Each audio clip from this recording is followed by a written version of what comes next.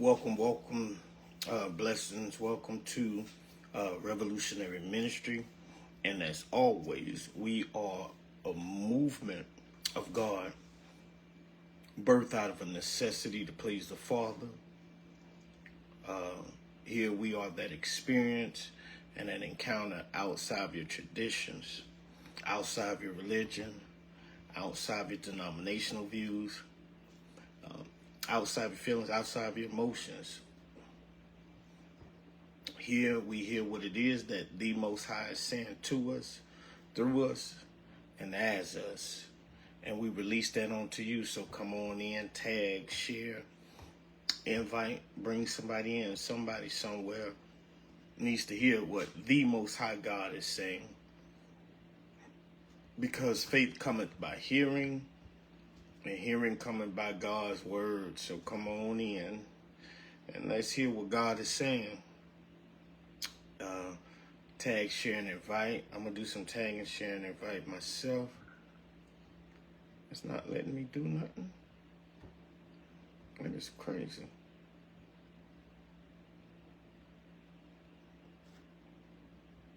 And they probably turned off your notifications. So you're probably going to have to turn them back on. You heard? Blessings to your family.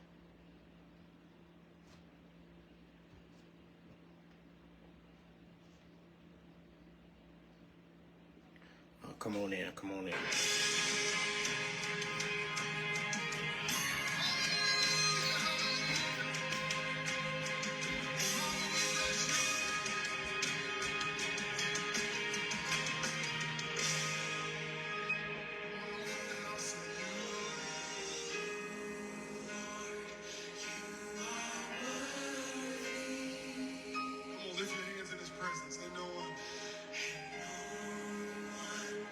Worship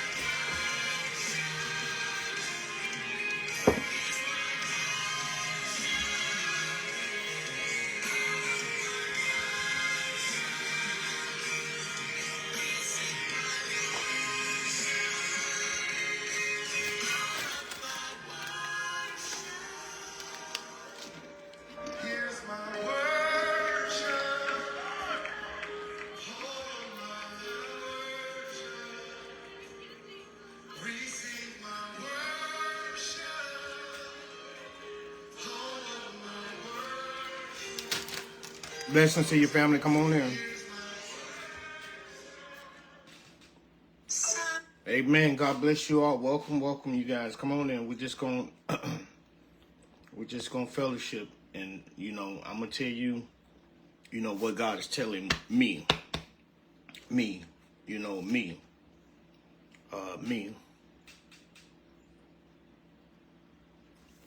So come on in. Blessings to your family.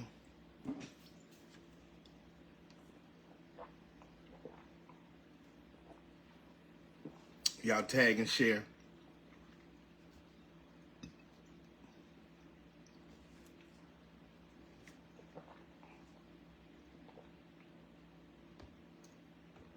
Come on in. Come on in, family.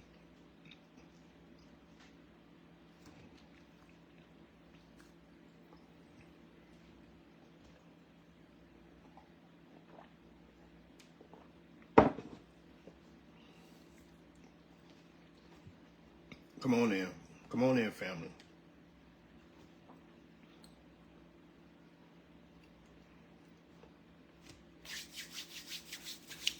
Let's start back off in Matthew chapter 11. You guys.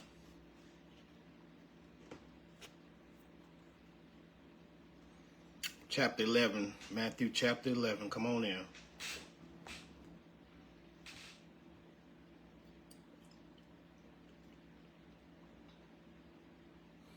And I will always worship you. Come on in, y'all. So we're in Matthew chapter 11. First and foremost, we just gonna fellowship, you guys. Again, if you're coming on here and you're thinking and you're believing, we're supposed to line up with your ideology, your religious ideology, the things that you learned through your pastors, your teachers, and through your education. We may or we may not line up with that, right? Right? May or may not line up with that.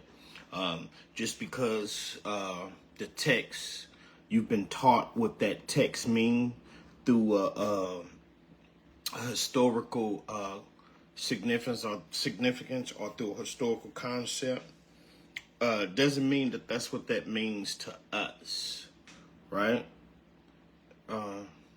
Doesn't mean that's what that means to us. If that makes sense to anybody,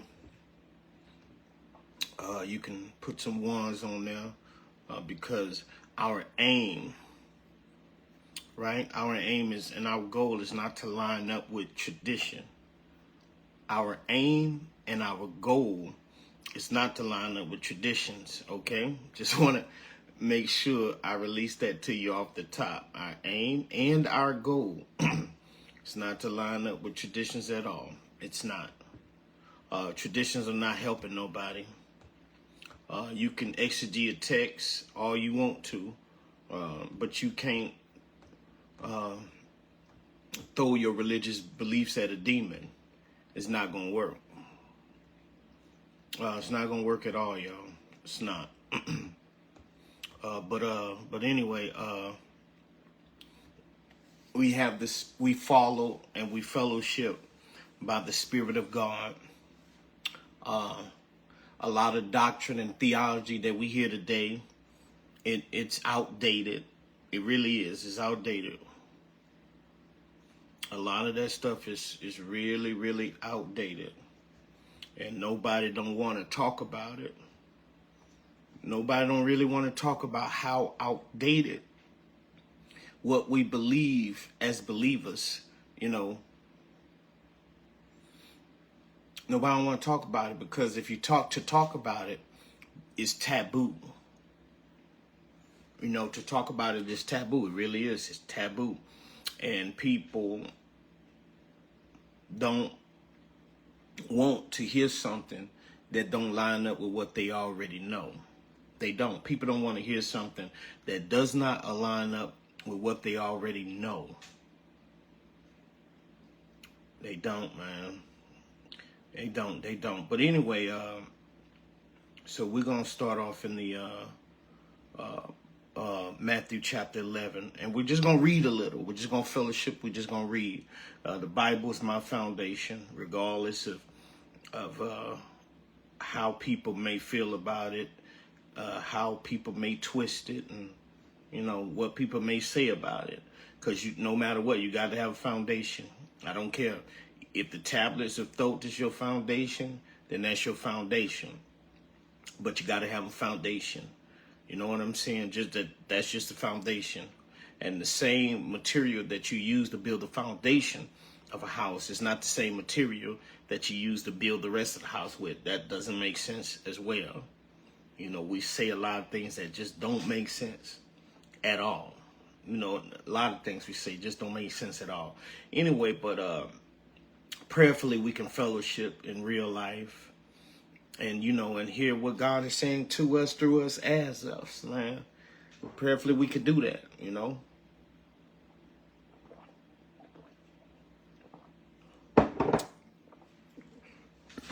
Y'all invite some more people in.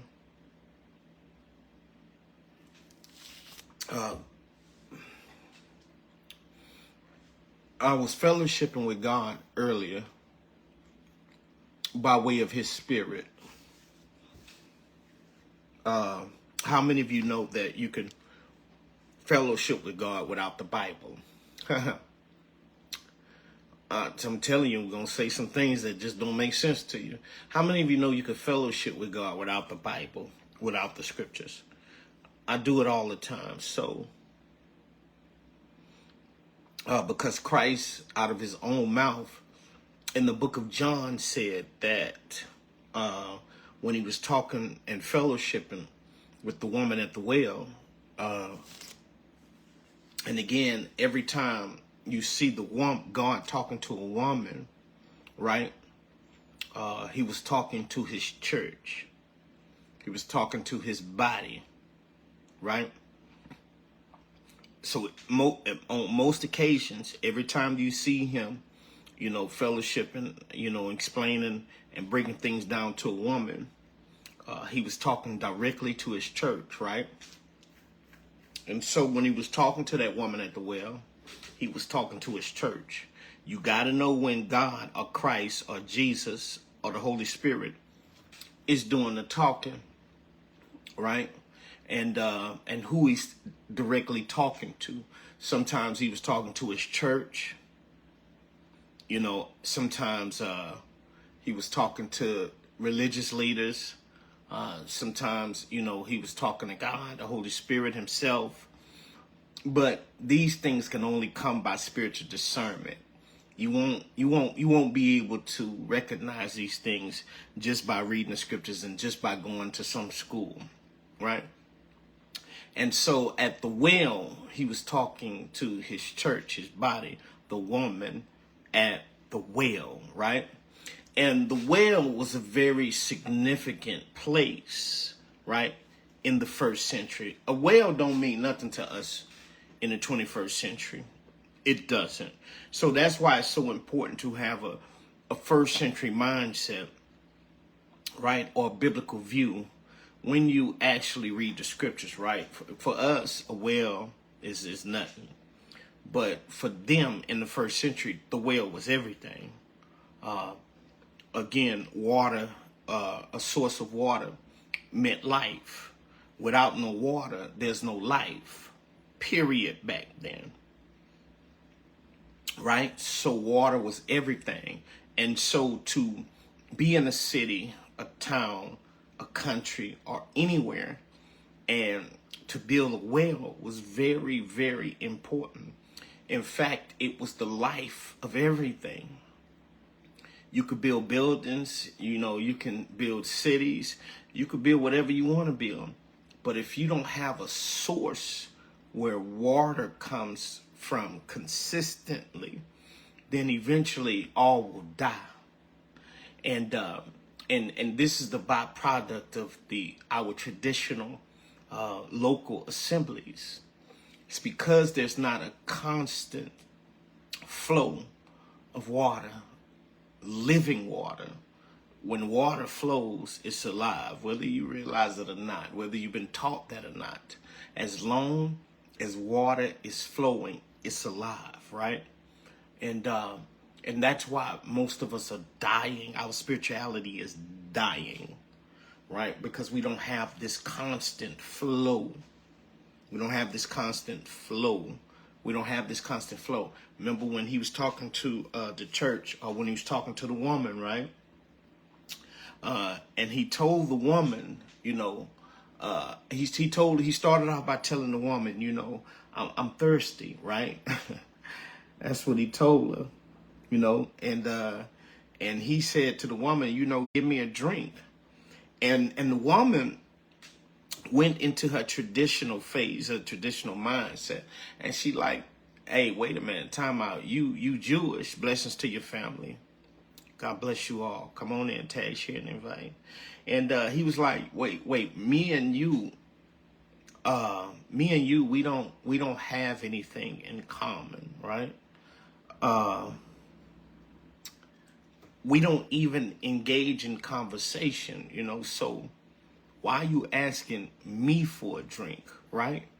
And watch the next words of Christ. Christ said, he said something, he said this. He said, man, this is deep. He said, if you knew the gift of God, you would have asked, and I would have gave you living water. So let me modernize that text for you, right? He said this. He said, if you claimed to know God, then you would have knew who I was. Let me say this again. He said, if you claim to know God, then you would have knew who I was. He said, if you truly knew who I was, who it was that you were talking to, who it was that you were fellowshipping with, you would have given me water off the top. You would have given me whatever I asked for. That's what it means when he said, if you knew the gift of God. If you actually really knew God, like in real life. I'm not talking about somebody opening up their mouth, able to quote scriptures, able to exegese, able to break things down. I'm not talking about them people. He said, if you really knew God and who it was that asked you, I'm asking you for something to drink. And if you knew that it was me asking you for something to drink, right? But he's speaking in reference to people not really knowing God. And furthermore, not realizing that God is asking us for things. I'm telling you. He stopped off. He said, man, I got to go through Samaria. I got to go through this place because I got to release this message to my body. And she was like, well, you know, that don't make sense. Because you speaking in reference to God, you're speaking in reference to prophets, you're speaking in reference to religion, right? And she said, well, unfortunately, we don't talk about religion here. This is not the place where you talk about religion, right?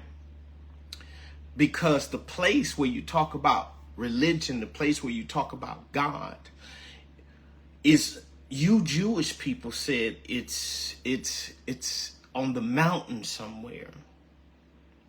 It's not real to talk about God in any other place other than the places that are assigned by our religious leaders. Is this making sense to anybody? I just want to open up the context of it, the revelation of it to you, so that you'll be able to actually see the revelation that is contained within it, so that you'll be able to know, hey, look, listen, listen. Now I can connect the dots. Now I can make this thing make sense, right? So, in essence, she told God, I can't meet God here. This is not, they taught me that God is only in that building over there, that God is only in that mountain up there, right? And so God began to, and so, but the reality of it is that under the old context or under the old covenant, you got to know that a lot of things that people talk about, they're true, but they're only true from the context of the Old Testament. From the context, because again, you got to remember, there's seven covenants, and a lot of people are not really speaking. A lot of people are not really speaking from the new covenant, or rather, what we have now is the now covenant. And so, a lot of things that they talk about, a lot of things that they release, are the byproduct of old covenants. And again, remember, the book of Hebrews talks about how we're coming into a new covenant. And the old covenants, they're dead. They're gone. They're aging. They're going away. And so when she spoke with God at that moment, at that well, what she conversed about, it was true at that moment. But Yahshua, right, he began to talk to her, or Jesus Christ, right? And he began to convey to her that, you know what? Let me help you with something real quickly. So he said, if you knew the gift of God, you would have asked, and I would have given you living water. If you would have drink of this water, you would never thirst again, right? And thirst signifies the body's lack of moisture, right?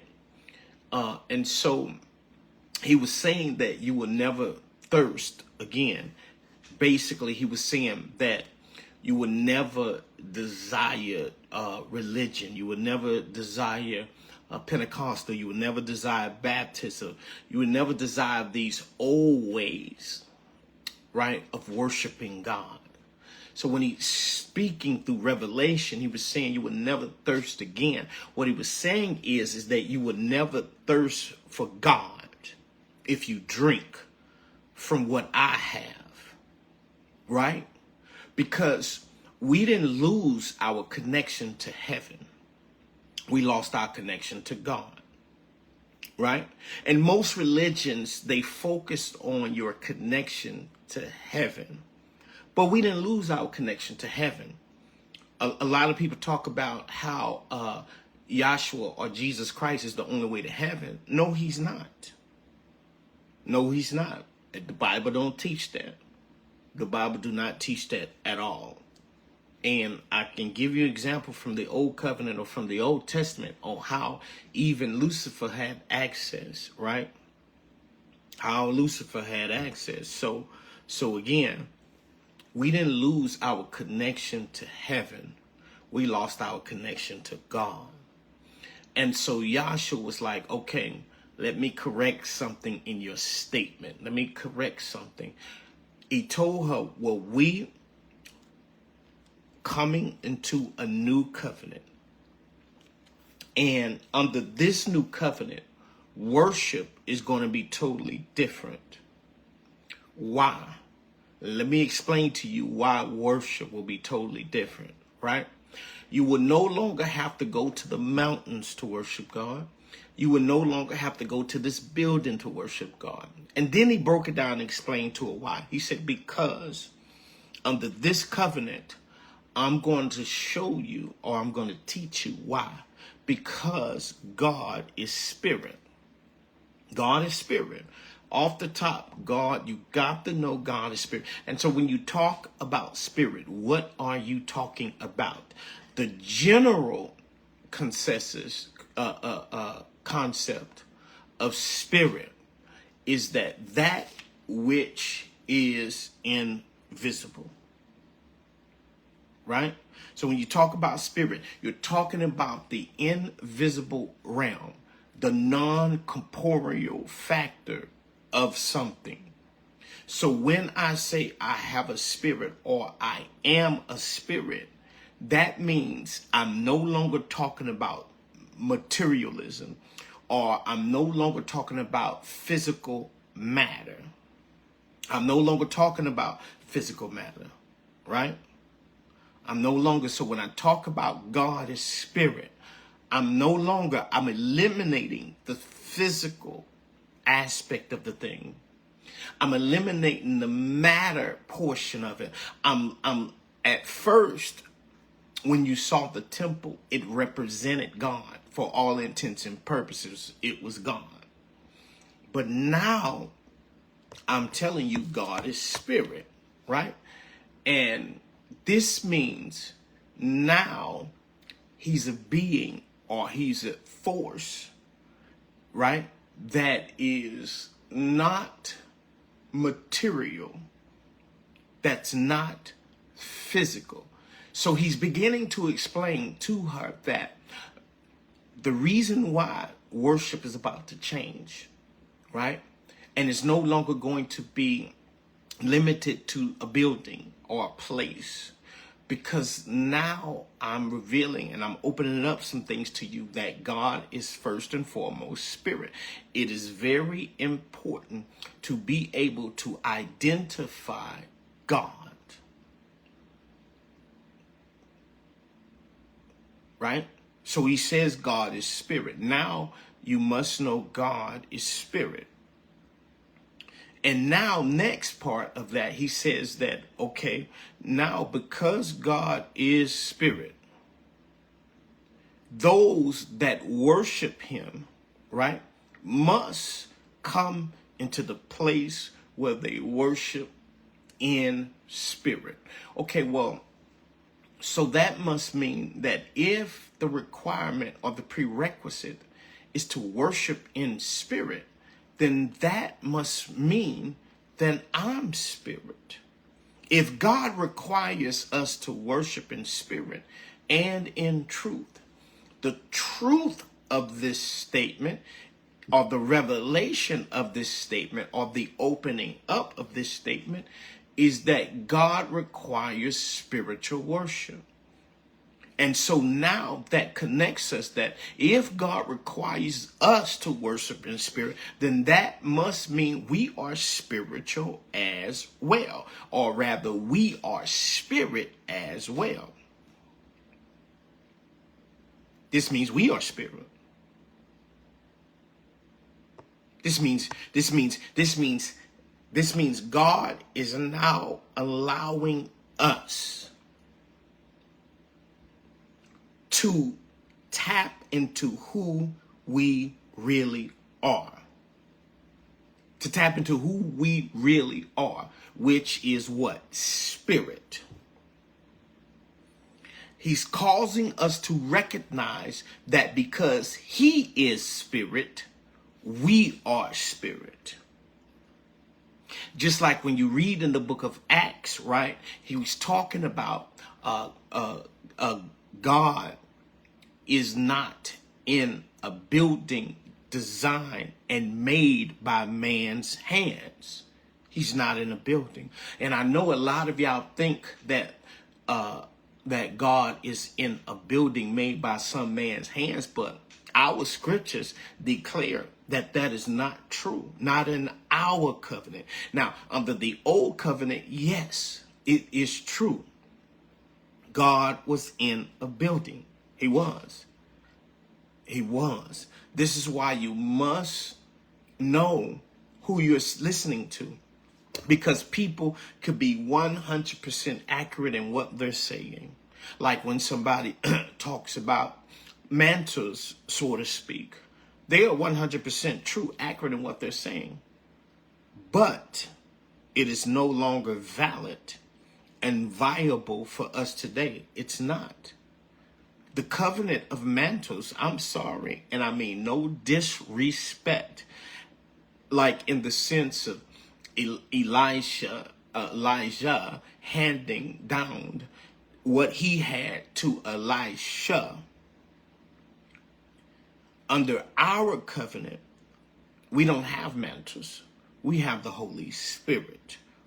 The Holy Spirit, not the mantle spirit, not the Elijah spirit, not the David spirit, not the Deborah spirit. None of these spirits. We were handed the Holy Spirit, right? So we already talked about spirit. Spirit means non-corporeal. Spirit means non-physical. Spirit means non-material. Spirit means non-matter, right? So now when we talk about spirit, we add the word holy to it. And Holy Spirit means, holy simply means set apart. So now when we start talking about God is spirit and he's left behind the Holy Spirit, he's left behind, right, the set apart spirit, or his set apart spirit, or his set apart version of himself, a set apart version of himself. And we have to know these things as foundation for people when it comes to us talking about, well, you could feel the presence of God in this building. No, the presence of God is not in your building, your man-made building. That is not true. Now, however, it was true under the old concept. It was true under the old covenant. It was true under the old law. Now, under our covenant, it's totally different. God is in people. You are sensing the presence of God in us. So when he was talking to the woman, he said, listen, let me tell you something. God is spirit. Or when he was talking to the church, when he was talking to the body, a lot of places you'll realize that when he's talking to a woman or the womb of the man, he's talking to us. And he told us, right? And he told us, he said, listen, I'm spirit, and them that worship me must worship me in spirit and truth. I'm eliminating all that other stuff. And the reason why I'm eliminating all that other stuff is because it's being hijacked by other forces and by other entities, right? And I've allowed them to operate as they are operating, so that the chosen ones can know who's who. I'm telling you, so that the chosen ones can know who's who, right?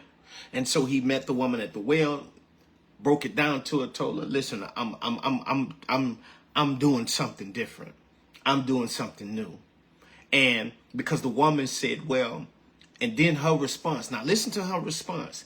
Her response was, well, are you greater than Joseph, our father Joseph, or our father Jacob, who gave us this well? You know, Jacob gave us this well. He gave, listen, look, we're drinking out of it right now. So what you're saying is that you're raising yourself above Jacob, and I don't think that's right for you to lift yourself up above Jacob, because Jacob gave us something tangible, something physical, and you're talking about something invisible. Jesus. See, her response to what he was saying is that, listen, I can prove that Jacob existed because we have this well right here. And we're able to come and get water out of this well. So you telling me that your water, that your well is greater than Jacob and Joseph and they well that's right here, right?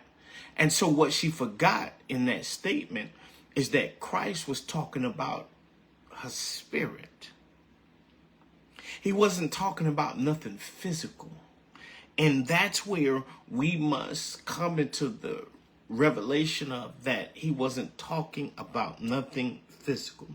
Although He was using something physical, something natural, something tangible, something that mattered to begin to express something spiritual. He was saying that, listen, you are spirit. And your spirit, just like your body, desires to drink. So too your spirit desires to drink. And without your spirit being able to access the water necessary for it to grow, then it will die. So he says, listen, I got the water for your spirit. Jacob gave you the water for your flesh. David gave you the water for your flesh. All these other people prior to me gave you water for your flesh. I'm giving you water for your spirit. Your spirit is just as important as your body. And just like if your body does not have the proper moisture, the proper H3O or the proper H2O, then it is prone to sicknesses, illnesses, bacteria, and viruses that are all around us on a consistent basis. There's so many things that could make you sick and kill you, but because your body is operating, functioning properly, then your body can even operate in an environment that's full of bacteria and viruses and illness and sicknesses, right? So he's saying now, I want you to look at your spirit now. I want you to see now that I am providing or giving provision for your spirit, man. Because unfortunately, though you see a body in the mirror every day, though you wash it, though you treat it well, but that is not you. There is an aspect about you that is non-physical, that is non-corporeal, right? And that is your spirit. And God is spirit. And so now I'm requiring you, because I require you to worship me in spirit and in truth. Now I must provide living water for you so that you're able to worship me now. Right? So that you're able to worship me. God is spirit. And we can't keep continuing to merge things that God is no longer operating and God is no longer functioning in. We can't. This is why hell, instead of heaven on earth, is hell on earth. Instead of heaven on earth, is hell on earth. We as believers, as sons of God, are supposed to be heaven that is local. For all intents and purposes, we are supposed to be localized heaven. No one should have to pray under our covenant for 20 days and 30 nights for something to eat, for something to drink, for somewhere to lay their head. No one should ever be praying to God for food. But because instead of heaven on earth or local heaven on earth, we have brought hell to earth. So now hell is local. I want you to think about that. I want you to really, really, really think about that. We as believers are supposed to be localized heaven on earth. But the problem is that we are sitting under teachings that are outdated. Outdated. They are no longer relevant to our covenant. We are still ministering from covenants that are dead, that are gone. And that's why we can't localize heaven. And because we can't localize heaven here in the earth realm, because we can't become local heaven, so now hell is local.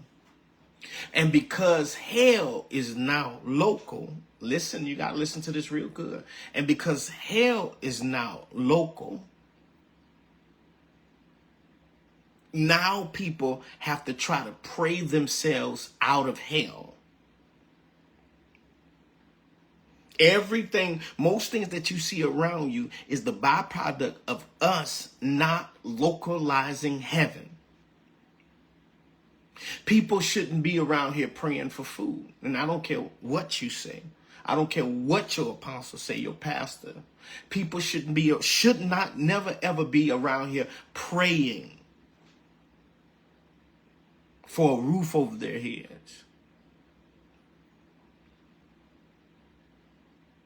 Because we as believers are supposed to be localized heaven. When Yahshua was asked by his disciples to teach them how to pray. And what we don't realize is that that is an instruction manual. When someone says, teach me how to pray, you don't repeat the instruction manual. Now, I know the way that it is worded, it may seem as if that is the thing that you should be praying, but it is an instruction manual. So when he said, our Father, that word was instructions. Teaching you and telling you that, hey, he's collective. He's our Father who art in heaven. Hallowed will be thy name. Thy kingdom come, thy will be done on earth as it is in heaven. On earth as it is in heaven. It is truly an instruction manual and teaching us that as it is above, so it shall be below. I am localizing heaven in the earth realm. That's why when the man of God Moses was asked to build the temple, he said, I need to make sure that you follow every instructions, because you are building something or manifesting something that already exists. When you bring heaven to earth realm, you are manifesting something that already exists. We are supposed to manifest something that already exists on earth as it is in heaven. So when he was manifesting or materializing, right, the temple, it already existed. He was just bringing it, manifesting it, making it visible in the earth realm so that people can go to the temple. For all intents and purposes, when they were going to the temple, they were literally entering into heaven itself. But see, we don't know these things. We don't know these things. We can't know these things because we're still stuck under something that is gone, something that is dead. He said in order to erect this new thing, I must kill this old thing. In order to resurrect or bring about the new, I have to kill the old. I have to make sure that the old no longer exists in order to bring in the new. This is what the concept of the ideology means, that you have to unlearn so that you can learn. Anything that still exists in the old, it will conflict with the new. It will conflict with the new. It will come, for all intents and purposes, it will conflict with the new. This is why a lot of people do not follow, because they still have the old. And we are talking about something new. This is what Yahshua said in Isaiah. This is what he said in Hebrews. And he said, I'm doing a new thing. The covenant that I'm making with your sons and your daughters is not going to be like the covenant that I made with your moms and dads, where I led them by the hand. I'm not leading them by the hand anymore. I'm leading them by my spirit. See, under the old covenant, you were led. When he talks about being led by the hand, what he was talking about, I led you by something physical, so by something tangible. But under this new covenant, I'm not leading you by the hand. I'm leading you by the spirit. Of our covenant, I'm not leading you by the heart. I'm not leading you by the hand. I'm leading you by my spirit. That's why all throughout the new covenant, all throughout the New Testament, talks about spirit. But yet you have a lot of people talk about, oh, the heart of God, or the heart of God, the heart of God. No, I'm leading by my spirit. You don't test people's heart. You don't look into people's hearts. You try or you test the spirit by the spirit. That's what our covenant teaches. We are so far behind in our covenant, we can't even manifest nothing. We can't manifest nothing. Heaven is supposed to be here. Right here, right now. You are supposed to be that window that opens up and pour on people. And what you pour out on them people, they will not have room enough to receive it. You literally are supposed to be the new wine. You are literally supposed to be the latter rain. You are literally you. This is what it means when heaven is now in the earth realm. Now you become the answer to people's prayers. It is no longer some invisible force. It is no longer some mystical thing. No. When you prayed, or when somebody prayed about something that lined up with the will of God, then you showed up. And you don't know why you showed up. They don't know why you showed up. All they know is that they have been praying and boom, you showed up. That's why Cornelius, when he was praying, and all of a sudden Peter showed up. God said, listen, somebody's going to come. Somebody's going to show you, right? Right? And they're going to show up, right? They're going to show up. And while God was talking to Cornelius, at the same time, he was talking to Peter, right? And so in order for Peter's prophecy to be true, that means Cornelius's prophecy had to be true. And Cornelius' prophecy was made true by Peter showing up. And Peter's prophecy was true by Cornelius being in the exact place where God said he would be at. We've made this thing so mystical. And don't get me wrong, it is mystical. It is very mystical. But God has placed his spirit within us so that people can now be able to physically touch heaven. When they touch you, they are supposed to be able to touch heaven in the earth realm. When they enter into your stratosphere or they enter into your presence, they are supposed to be entering into heaven itself on earth. But the problem is that we're not maturing. The problem is that we're not growing. The problem is that we've found leadership based on where we are at now. And you're not supposed to be led to leadership based on where you are at now. You're supposed to be able to be led by where you are trying to get to, where you are trying to go. And all the leadership that we have now in this 21st century paradigm perspective is those that can make you clap, those that can make you shout, those who can make you dance.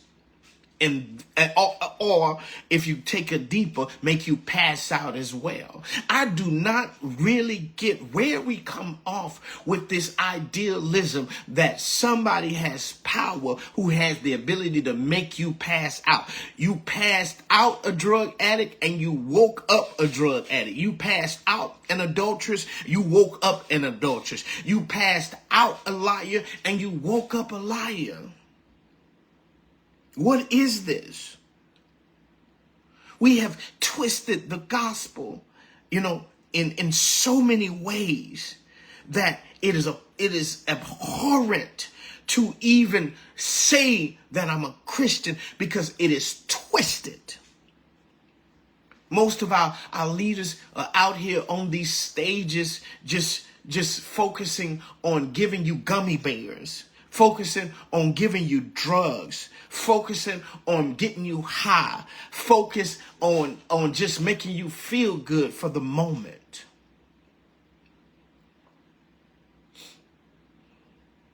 And so Yahshua told the church or his body or his woman that, listen, a time is going to come and you're going to know when it's going to come, it already is, but it is not yet. But I want to make sure that when the time comes, that you know that it is here. And when that time does come, you will know that I have already spoken to you about it. Right? So Matthew chapter 11, verse 2. And when John had heard in prison, right, about the works of Christ, he sent 2 of his disciples. So John the Baptist, again, was the forerunner for Christ. He was the one that was preparing the way, right? And he operated in the spirit of Elijah. He did. Now, again, remember, Matthew, Mark, Luke, and John is still the Old Testament, still the Old Covenant. He haven't established the New Covenant or the Now Covenant yet. Matthew, anything you read in Matthew, Mark, Luke, and John, as far as it relates to what covenant that they were in, they still were under the Old Covenant, right? It is not until the death, the burial, and the resurrection that we begin to start flowing, functioning, and operating under the New Covenant. Now, he gave examples of the New Covenant in many different ways. And so John heard what Christ was doing. And you got to remember, John was a Hassian, and he was a part of the Hassian community, right?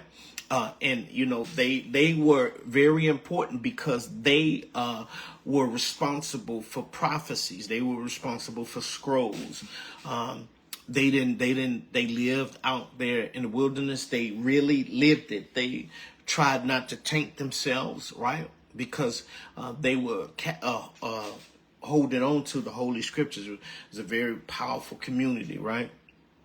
And so when he heard what Christ was doing, his mind went right to the prophecies. Imagine being a protector of prophecies and to see or to hear that somebody is out there fulfilling all those prophecies. You will light up. And so John is in prison, but he's lighting up because he was a protector of the scrolls and the scriptures and the prophecies. And when he heard that Yahshua was fulfilling those prophecies, he was like, oh my God, it's time. Sometimes you can be in a position, a situation, and when you hear that there is somebody out there that should have the power to take you out of your situation, you forget the foundation of it all. And because John was in jail, he forgot the purpose of Christ. Does that make sense? And sometimes we be in our situations, we forget the purpose of prayer. And sometimes because we be in our little situations, we forget the purpose of money. And sometimes we be in our little situations, we forget the purpose of a spouse. And sometimes we be in our little situations, we forget the purpose of our children. And sometimes we be in our little situations and we forget the purpose of wealth. You know, and sometimes, and most times, we be in our little situations and we forget the purpose of it all. And John, at this moment, he forgot the purpose of Yahshua. He forgot the purpose, the true purpose of Yahshua or Jesus Christ. He forgot the purpose. And because he forgot that purpose, listen to what he says because he forgot the purpose. The revelation of this and what being said here is because he forgot the purpose of Yahshua, because he got caught up in his disposition, in where he was at and how he was feeling at that moment, right? And so he sent his disciples to go holler at Yahshua, to go talk to Jesus, right? In verse 3, chapter 11, book of Matthew, chapter 11, we're on verse 3, and said to him, are you the coming one, or do we look for another? Now, imagine, are you the coming one, or do we look for another? Now, you baptized Yahshua, and you saw the Spirit rise. You heard the voice. You see the things that are going on. How could you believe that he's somebody else other than what your prophecies says he is? And the reason why is because of this question. Let me modernize what he said. Can I do that? Can I modernize what John said? Really? I mean, can I really modernize what John said? What he really said is, or what he really said was, is that, hey, I'm in jail. Come get me out. They about to kill me. Come get me. That's what he really said. Because he already knew who Yahshua was. I mean, he grew up with the cat. What he said is that you going to come get me out, or somebody else going to come get me out. That's what he said. See how the apostolic has the ability to modernize it and really apply it to your life?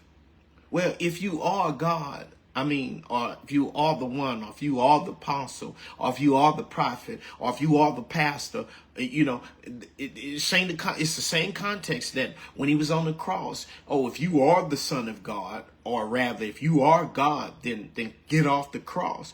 But they forget his purpose. See, anytime you forget the purpose of something, the only thing you could do is abuse it. I may be God for all intents and purposes, but my purpose was to die.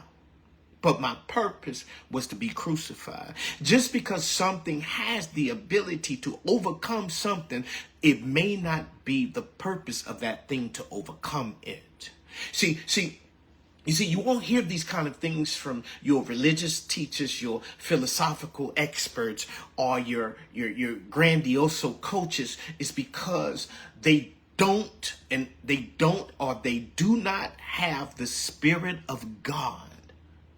And because you don't have the Spirit of God, you cannot connect with the situation from the paradigm or the perspective of God, right? You can't. It's impossible. And so they said, okay, if you are the Son of God, then why are you letting us kill you? If you are the Son of God, then why you are letting us talk about you? If you are the Son of God, then why are you all stressed out on that cross? If you are the Son of God, then why isn't anybody fighting for you? Why you don't have followers? Why you don't have a church? Why you don't have a background, a theology? Why? See, when people are inclined to disbelieve or not believe you are who God says you are, they will find everything to go against your purpose. See, your purpose as a son of God may not be to heal them, to deliver them, to set them free, to walk on water. But that does not take from the essence of who you are as a son of God. And just because I'm not walking on water does not mean I'm not a son of God. And just because I'm not coming down off this cross does not mean I'm not a son of God. A fullness therein. And just because I'm not a bazillionaire don't mean I'm not a son of God. And just because I did not heal you, I did not deliver you, I did not set you free, does not mean I'm not a son of God. That may not be my purpose as a son of God. See, as a son of God, when you are awakened and born into it, you realize that you have a purpose as a son of God. And many of us, we're trying to heal, we're trying to deliver, we're trying to set free, we're trying to do all these things as a son of God, but have yet to realize that I have a purpose as a son of God. And it may not be to heal you. And so they said, Yahshua or Jesus Christ, if you are a son of God, then come off that cross. Show us. Show us. Give us some proof that you are a son of God. And our traditional systems and our traditional structures and our traditional societies, they're out here trying to prove to the people that they are a son of God.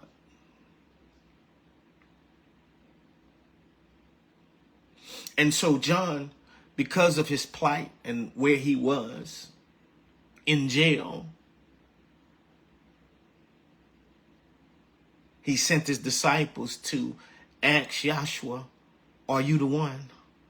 Or do we look for somebody else? See, because God, in the sense of God being God, don't answer your prayers, don't respond to your worship, don't heal you, don't deliver you. Now you're looking for somebody else. Because the prophet is the pastor, the teacher, the evangelist that God has set forth and preordained to look after your life. And just because you cannot control them and make them do something for you that's not written in their book to do for you, so now you look for somebody else. Now you're looking for somebody else. Now you're looking for somebody else to get you out of prison. Now you're looking for somebody else to heal you, to deliver you, to set you free. And don't realize that the person that God has preordained and set over your life is the one. And so John in prison, we're in Matthew chapter 11, right? Verse 4, Jesus answered. Now listen to Jesus' response. Listen to Jesus' response. Jesus answered and said to them, go and tell John the things which you hear and see, right? He says, okay, the blind receive their sight. So now he's going to speak to John about his purpose, right? So anybody tries to tell me what I should be doing, I respond just like Yahshua. I respond just like my father. I respond just like my brother. I respond just like I'm supposed to respond. I know you want me to heal you. I know you want me to deliver you. I know you want me to set you free. I know you want me to get you out of jail. I know you want me to get you out of poverty. I know you want me to make you a bazillionaire. But here's my purpose. Here's my purpose. I'm still a son of God, even if I don't heal you. I'm still a son of God, even if I don't get you out of jail. I'm still a son of God, even if I'm crucified. I'm still a son of God, even if I don't walk on water. Because this is my identity. This is my identity. This is my identity. I identify as a son of God. This is my identity. No matter what, even if I'm broke, my identity is still a son of God. That does not change because I don't want to do what you want me to do. There is purpose for my identity as a son of God. I am fully manifested as a son of God, but with purpose. Does that make sense to anybody? I'm fully a son of God, manifested, but with purpose. And I cannot deviate. Even though I want to deviate from this purpose, even though I have the power. What do you think that the Garden of Gethsemane was all about through the eyes of revelation? Now, through the eyes of revelation, when you look at the garden, from Revelation, you see Yahshua goes into this garden for all intents and purposes, right? And he takes 2-3 people with him and tell them, y'all wait out there. I'm going in here, I'm going in this garden. And soon as he gets in that garden, his flesh takes over. His carnal nature takes over. And he says, listen, I got the power. I got the power to do this another way. But I don't have the authority.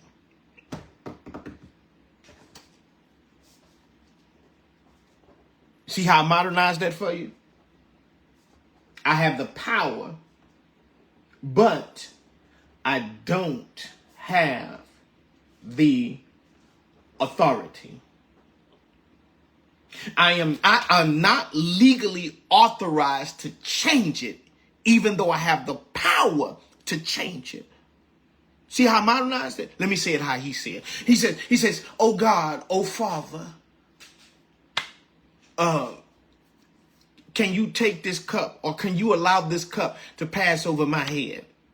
Right? And so here's the thing. Here's another thing that I want you to look at. He went in as Jesus, right? Because Jesus is 100% man. He's the man. He's the body. He's the instrument. He's the tool. He's the vessel. He's the avatar. Whatever word you want to use, right? But Yahshua, so he goes into this garden to go do what? To go talk to himself. The reality of the whole conversation, if you would have been in there listening to it, you would have heard a man talking to himself. And the reality of it is, and if you are conscious and aware enough, you will spend most of your time talking to yourself. Because when he said Father, he was talking to the highest version of himself. Because Christ is the highest version of us. Christ is the greatest version of us. Christ is the best version of us, right? And so he was asking the best version of himself, can we do this another way? And see, most of us, we don't do that. We don't ask the best version of ourselves, or the highest version of ourselves, or the conscious version of ourselves. See, most of us, we look at this thing through this religious door, this religious window, and we're not actually seeing the reality of it. He went in that garden to try to fight with himself, to try to get himself to agree with what disagree, with what has already been written. The problem with this, with this whole scenario is that it had already happened. The problem with him trying to change him being crucified is that it had already happened. It had already been happened. So this means he would have to go in the past of the past of the past of the past in order to change it, because it already happened. What he was doing now was playing it out. He had already been crucified. So he already knew what he was about to go through or grow through or mature through, because it already happened. It already happened. He was crucified before the foundation of the world. And he knew how tough it was going to be. He knew how bad. He knew how rough. So he went in there to try to get the authority to override what had already happened. It had already happened. I have the power, but I don't have the authority. The authority will always remain in the hand of that which is the highest power, of the highest authority of me. I want to be, I know I have the power to do it another way, but I'm not legally authorized to do it that way because it had already happened. But I just want to try anyway. I want to try anyway. I know I got to do this. I know I got to do it. But I'm going to struggle to do it. But I'm going to try to find another way to do it. But I know I got to do it, because if nobody else does, if I don't do it, nobody else will do it. This is my purpose. See, you could be a son of God, but you have a purpose. And because as a son of God, you have a purpose, all the other stuff you can do, but you are not legally authorized to do it. Because whether you realize it or not, there's a book that exists in heaven with your name on it, and everything that is happening has already happened. It has already happened. All of it. All of it. I know you want to be able to do all those other things that you see all these other pastors, and you could pray all you want to. You could worship all you want to. You could fast all you want to, but you're just wasting time. Joshua went in that garden. Let me tell you something. Because for the bigger picture, that's where he was supposed to be. Let me say this again. For all intents and purposes, he went into that garden to try to argue with himself and fight with himself. I don't want to do it this way, but I know I've got to do it this way. I don't want to do it this way. But the deepest reality of it is that he was supposed to be there. He was supposed to be there. See, you may think that you are in that house for one reason, but the reality of it, or the deepest reality of it, is there's an entirely different reason why you are there. The reason why Christ was in that garden is because that's exactly where he was supposed to be. He could have been on a prayer mountain, or he could have been in somebody's house. But the reality of it is that because it has already played out before, he was where he was supposed to be. Even though something else drove him to be there, but he was there in purpose and on purpose. And see, you as a son of God, you, all of you as a son of God, you have a purpose. And right now, you've been driven here by whatever you've been driven here by, but you have a purpose for being here, hearing this message today. You have a purpose. Just like Joshua. Joshua had the power, but he didn't have the authority, and he went and tried to override the authority. He tried to make sure to see if there was another way, because he knew that there was another way. And each and every last one of you, there's a purpose for you being here, for you manifesting as a son of God. And now you have to inquire as to what that purpose is. And you cannot go without, you must go within. Is that okay? Is that okay? Is that okay? That's why identity is very important. That's why identity is very important. That's why you can't be running around here sitting and listening to these people who still stuck on David, who still stuck on Elijah, who still stuck. These people are, for lack for words, these people are tombs. They're dead. Tapping into your emotions and your feelings, trying to get you to believe that they are somebody that they aren't. They aren't. Matthew And John found himself in this position. John said, I'm in jail. You my apostle. You my prophet. You my pastor. You my teacher. You my evangelist. You my leader. Come get me out. And Jesus said, let me tell you something. The blind receive their sight. The lame walk. The lepers are cleansed. The deaf hear. The dead are raised up. The poor have the gospel. And bless he who is not offended because of me. So his response to John, which was a mighty man, is that you did your part. Let me keep reading.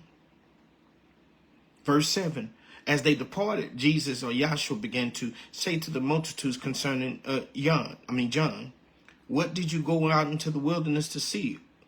A reed shaken by the wind? But what did you go out to see? A man clothed in soft garments? Indeed, those who wear soft clothing are in king's houses. He said, you looking for somebody in soft clothes, they dwell over there. But he said, verse 9, he said, y'all went out there in the wilderness to see something different, something you ain't never seen before. When you come out here, you coming out here to see something different, to hear something different. You ain't coming on this live to see something soft. Something candy coated. See, when you are led to my lives, I'm sorry, you are led to something totally different.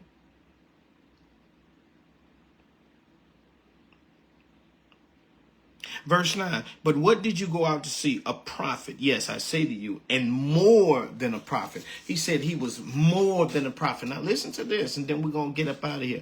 For this is he of whom it is written, behold, I send my messenger before your face, and who will prepare your way before you. Assuredly, I say to you, among those born of women, there has not risen one greater than John the Baptist. But he who is least in the kingdom of heaven is greater than he. So he did not deny the greatness of John, right? He didn't deny how great John was. In fact, he emphasized how great he was. He emphasized how great John the Baptist was. He says, out of all men born among women, John is the greatest. He overly emphasized that. He said he was truly the greatest. But let me tell you something. The covenant that we are in, kingdom, the least in the kingdom is greater. This is what our scripture says. This is what our covenant is about. The least of you, just the least. If you don't think nothing about yourself, you're still greater than the greatest person under the old covenant. Do you really get that? Do you truly understand what he's actually saying? The greatest person under the old covenant in the eyes of God was John. But he says, I'm shifting something into this earth realm. I'm shifting something into this earth realm that will make the least of you greater than the best of them. Are you getting that? I don't know where you are at in your walk. I don't know how mature you are, but God is doing something brand spanking new. What God is doing, let me tell you something here. Even now, he's giving you access to revelation that you probably won't hear nowhere else. And that's why even when Yahshua began to talk, when he began to speak, the people around him was like, man, you don't talk like everybody else, man. You don't You don't speak like everybody else. Why? All y'all supposed to be line upon line, precept upon precept, here, there, little, there, little. Why you talk like you got authority? You talk like, for all intents and purposes, like you are it, like you are him, like you are the one. You talking different, man. Let me tell you something. Let me speak something to you guys in this hour, in this season. You know, what we're doing is important. I don't know if you know how important it is what we are doing. And when I say what we are doing this. I'm only able to speak this way, talk this way, because when the student shows up, the teacher will. All of this information is coming through me, but from you. These are things that are locked up in your spirit, locked up in your subconscious, locked up in your reservoir, locked up in your treasure chest. I am just a vessel that is being used to convey what you've already had in your spirit back to you. This is important because in this season, we must raise up a different type of leadership. A leadership that has the ability to see, the leadership that has the ability to hear, a leadership that's not playing, but they're focused on kingdom building. You remember when the last time we were live, we were talking about how the resources that every last one of us have, it's called commonwealth, right? And remember, in June, now listen to this real good. Don't log out. Now, in June, our contract was supposed to expire for this land. Come on, listen real good. Our contract was supposed to have expired for this land if we didn't come up with the 100K. We were supposed to came up with the 100K by June, right? And he was supposed to write it over to us. That's in the contract, signed and dated. But I was, fellowshipping with God, man. I was fellowshipping with God. God, you can't be leading people here and the contract is about to expire if we don't come up with $100,000.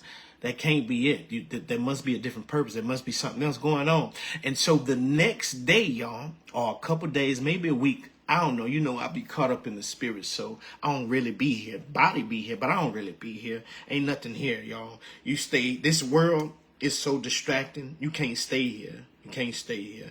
But anyway, so a couple days ago, a fleet of cars drive up, right, to the land. This was real life, to the land. They jumps out. I'm out there fixing the lawnmower. They walk the land, right? Walk the land. So the one I got the contract with comes over, talks with me and say, hey, I know you may not be able to come up with the money in June. So here's what we can do. Here's an alternative. He said this. Here's an alternative. We own 10 acres of land, you guys. We want to do tiny houses. We want to do a school. We want to do kingdom, right? We, us, not me. And he says, okay, so we can rewrite the contract for you. But instead of coming up with 100K by June, come up with 15K by June. 15,000, y'all. 15,000 by June. 15,000 by June. And they're going to let us keep it for a whole nother year until we can come up with that number. You know what I'm saying? God has changed it. God has shifted it from the 100K to the 15K, to the 15,000 by June. So if we can come up with 15,000 by June, they'll rewrite the contract for us. And with as many people that eat, you know what I'm saying, from us, that eats through us, many people who are growing, who are maturing, 15,000 by June should be easy. Should be easy. In fact, by next month, it should be easy. I'm not telling you a miracle's finna happen. I'm telling you kingdom is going to manifest. 15. From 100,000 to 15,000. So you telling me God is not doing what He's doing? One person can come up with 15,000. And I'm not talking about money falling out the sky. I'm talking about you saying, you counting the cards and you saying, okay, you know what? I'm gonna be responsible for this. Here's my purpose. Here's my portion. They didn't shift it from 100K to just go on and drop 15,000. You know why? You know why? Because God, they need 15K for a purpose. To buy something, to purchase something. This is what God told me. I shifted them in a way to where they needed 15K. So instead of having needing the 100K, you guys, we need to come up with the 15,000. We, us. So that they can rewrite that contract and we can all be here. See, when we all be here, Terrell, your butt's supposed to be already here already. You know, 5 people, 10 people are better than one. 5 people are better than one. But I'm just giving you what, God, allowed to happen through this people who own this, who are, what you call them, stewards over this land. They're stewards over this land, but it belongs to God. And God is doing everything that He can do, that is allowed to do, in order to make sure that we have this land. If you are serious, and you know that that's your portion, you know that's what you're supposed to be doing, you got to drop everything and follow Christ. You got to. And we are set to do tiny houses. We are set to build this community up. Not some weird thing going on, but us as a body of believers, where we are the head and not the tail, where we are above and not beneath, where we are lenders and not the borrowers.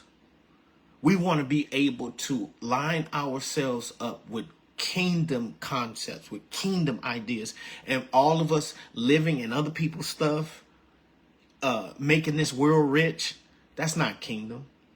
Wearing their clothes, buying their shoes, that's not kingdom. Eating their food, that's not kingdom. Living in their houses, that's not kingdom. Most people now living in these neighborhoods, these demonic neighborhoods, houses, you know what I'm saying, all designed alike, all look alike, and y'all don't realize that they pouring that mess in the foundation. 15,000, y'all. 15,000. 15,000 should be easy for the foundations. 15K. 15 by next month. 15 by next month. Hand that money and be out of their hair. 15,000, hand that to them and be out their hair. If you want the checking account routing number, you let me know so you can send it directly to them. But once we start doing that, and start getting the people on this land, now we can all start to play our parts. To play our parts, because the world is gonna crash. It is. The world's gonna crash. I don't. So many things are about to happen. So many fake things about to be released. You know what I'm saying? You say I'm the one. I'm finna supply this 15, this 10, this 5, whatever it is. You gotta. That's your purpose. As a son of God, that's your purpose, and you gotta know that's your purpose. Cause I know my purpose. I know it. These types of hubs should be opening up all over the world. These types of hubs, should be opening up all over the world. But listen, get in my inbox. You know what you're supposed to be sowing, tithing, offering, whatever it is. This is kingdom. God may not be asking you to walk on water. God may not be asking you to preach, pray, and prophesy. God may not be asking you to do none of that stuff. Your purpose may be different. 15,000, 100K went to 15K. You can't tell me, you know what I'm saying, that God is not doing some supernatural things for us to be able to have a place where we say, hey, we kingdom, we growing, we got chickens, we got cows, we got whatever it is that we're supposed to be having. Listen, Jesus loves you, men and women of God. So do I.